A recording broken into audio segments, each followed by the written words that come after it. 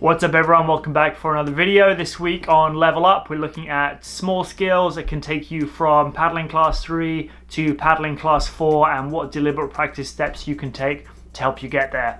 This week I want to talk about a skill which I think is really important and sets a lot of people apart in their paddling, in my opinion, and that is going from following to kind of finding your own routes down the river. And for a lot of people when they're paddling downstream, especially once they're kind of in the mix with a group of people, maybe they know, maybe they don't, a lot of times you're going to be bunched up and close together and watching really carefully where the person in front of you is going.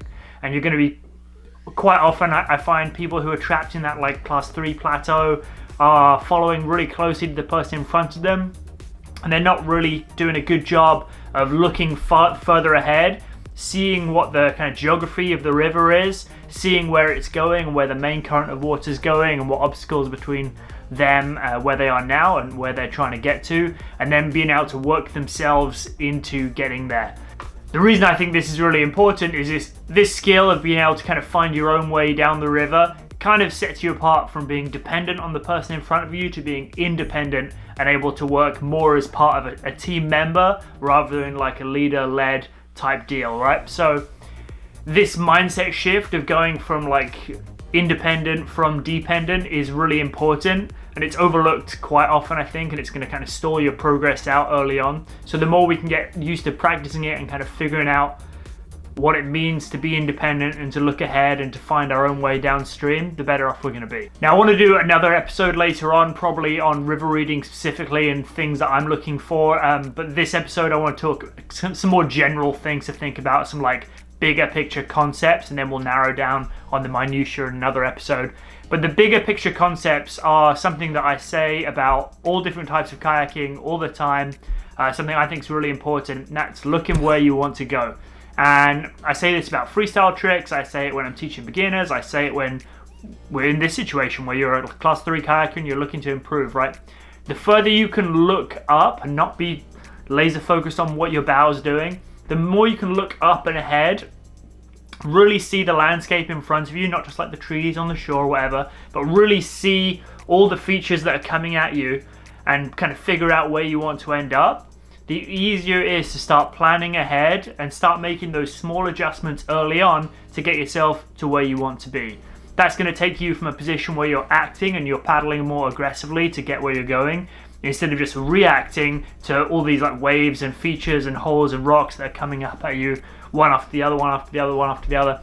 The more time you can just get to look ahead, it gives you more time to not have to be so reactionary, and you're more prepared, if you like. So as well as looking really far ahead, you're also looking for where you're trying to go to. Don't get transfixed on objects or hazards. Like if you see a big tree that's like downed maybe across the river further downstream, don't let that distract you and like laser focus you in there. Communicate that to the people you're with, find a way around it.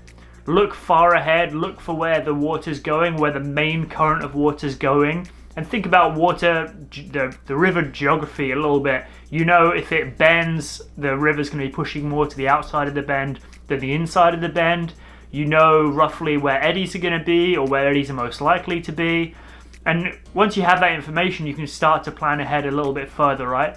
The more you can look where the water's going, if you're on a long stretch, that means you're going to have to look really far ahead. And the more we can get used to thinking far ahead, the easier this is going to be. One of the best ways to practice looking far ahead is to try and start leaving some bigger gaps in your group. Now again, like everything in this kind of like Level Up series, talk to the people you're with before you start doing this, but express to them that you are following too much and you want to try kind of figure out picking your own path a little bit better. And so start leaving bigger and bigger gaps between you and the people in front of you, until eventually you're at a point where you're happy either going first and there's people coming on behind you, which can be stressful because those people are still coming, or kind of the very back of the group and leaving good spacing between you and the person in front. When I say good spacing, I don't just mean like 3 boat lengths, 4 boat lengths. I'm talking about like leaving a lot more room than that. So you can still see the person in front of you and they can see you, so you're not kind of out of that line of sight, which is not very good for your safety. but enough space so that you can really look at the river ahead of you and start to map out where you're going to go and what your options are going to be, and then executing on going on one of those options that you've laid out in your brain. The more you do this over time, and the bigger and bigger you can start to leave those gaps, the easier it's going to be to start picking out where you're going to be going. And if you don't feel super confident doing this at first, just start with leaving those gaps a few extra boat lengths to the person in front of you. You can still see, you've still got an idea of what's happening and roughly where the people are going, the people who are ahead of you and can see further ahead of you. But also it's going to force you to look around and kind of figure out where you're going to go on your own. And what we really want to do is just work on this skill of figuring out where to go in the bigger picture of where to go. Not necessarily in the like, avoid this rock or avoid this wave, but in that bigger picture of I know I want to start the rapid on the left and finish the rapid on the right. Or I know I want to be eddying out way down there somewhere on the right. Okay, so little things like that, the more we can like take that step back and kind of detach ourselves and see the bigger picture, the easier it is to move our boat more automatically without really having to think too much about how you're going to get there, because you can see further ahead. Like with everything in these level up kind of iterative practices or deliberate practices that we're trying to do, take it one step at a time. Make sure the people you're with know what's up. If you're just suddenly leaving these huge gaps, and you know that's going to cause some friction in your group or maybe lead you to an unsafe situation, obviously don't do that. Discuss it with the people you're with, just trying to be a bit smart about it. But this is a really important skill that you need to kind of get a handle on, is not being dependent on someone else to show you how to get down the river. And the more you can be independent and more of a team member instead of that like leader-led type situation, the better off you're going to be as the river gets harder, because as the whitewater difficulty increases, you need to have a higher level of responsibility for yourself so that you're adding to the team a lot more. Alright, so this has been Level Up episode 2. More to come in this series, and we're going to keep working on all the small things, the little 1% changes that you need to make to get yourself from where you are to where you want to be. Alright, see you next week. Peace.